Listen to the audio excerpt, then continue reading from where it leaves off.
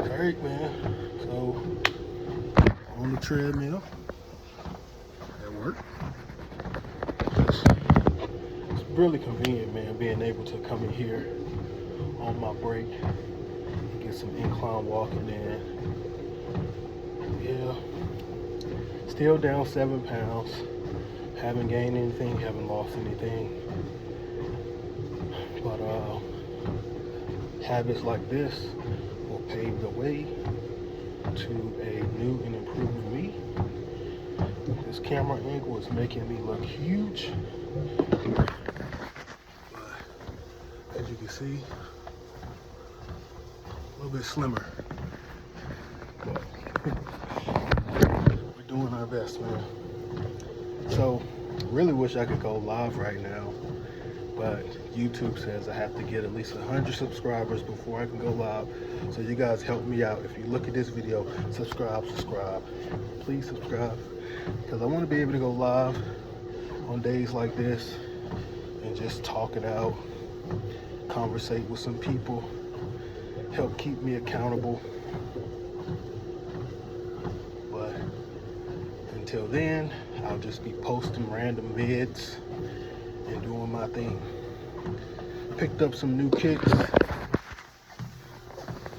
don't know if you guys can see those. Picked up some new kicks and New Balance runners.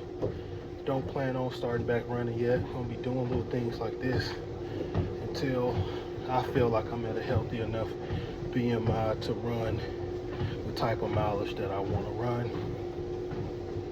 A little history on me. I did run cross country in college and played varsity basketball in high school. So really used to this athletic thing, just trying to get my body back in shape to be able to do those things that I love to do. I'm still pretty good at it, considering the weight. But I just want to make sure that I'm healthy while I'm out there running. And a lot of times when we make these new resolutions, we want to start something new, we get out the gate a little bit too fast, and injuries definitely can occur when you do that. So I just want to be patient with myself. I want to be patient with my body, and I encourage you to do the same thing. If it's been a while since you were active, take your time. You spent this much time doing whatever, you gotta as well take your time, ease into it, and make sure that you stay healthy, because the best ability is availability, or availability is the best ability. If you're not able to get out and do the runs, do the workouts, then what's the point? So a lot of times, like hidden injuries can hide, and they can be masked by inactivity. And then once you get out of the gate, and a person like me used to running 50-60 miles in a week, you know, and I try to get out there and I do it again. Right now at this weight and this level of conditioning, injuries could definitely stack up. And like the little pain in your back could be something that could be avoided if you take your time, get on treadmills and walk, do light cardio, low impact cardio, lift some weights. Make sure that you're balancing your diet along with recovery, because I believe a lot of noobs, they don't account for the amount of time that it's going to take to recover. So you might get out and say, I got this long list of all these different workouts that I want to do today, and you knock them all out.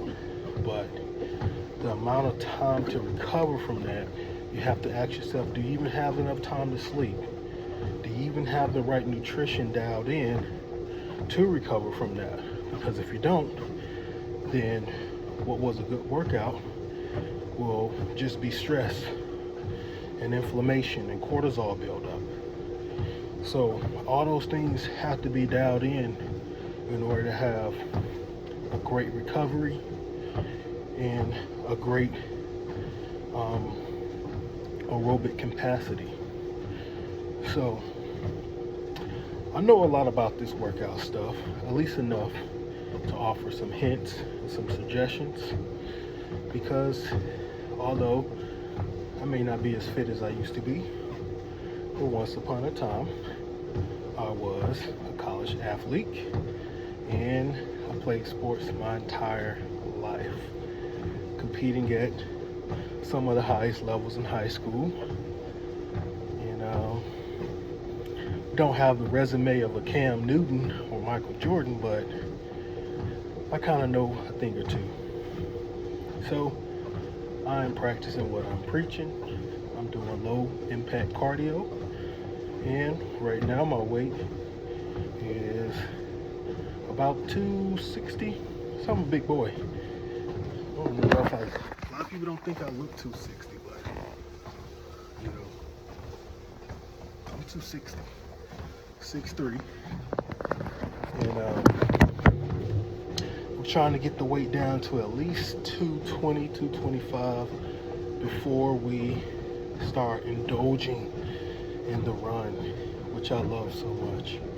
Love these long runs. Just a few years ago, I was actually training for a marathon and made it halfway through my training and made it up to about 13 miles, ran a half marathon, and got injured. I was at the time about 250, 245-ish on a good day. And my whole rationale was, well, I'll train for this marathon and I'll run the miles and I'll just lose weight and get faster on the way until I get to the marathon. Then sadly, never lost the weight all the way through about 3 months of training. Never lost the weight. And I guess you wonder, like, how? You know, you're doing so much running, 13-mile days, 8-mile days, and it was the nutrition, inevitably. Running any type of high-intensity cardio is going to stir up your appetite. And the old saying that you can't out-train a bad diet spoke volumes. It spoke volumes. So while I was out running and making my paces and hoping that the scale would go down, my aerobic capacity did go up, but the weight stayed the same. I found myself late night binges after runs, eating.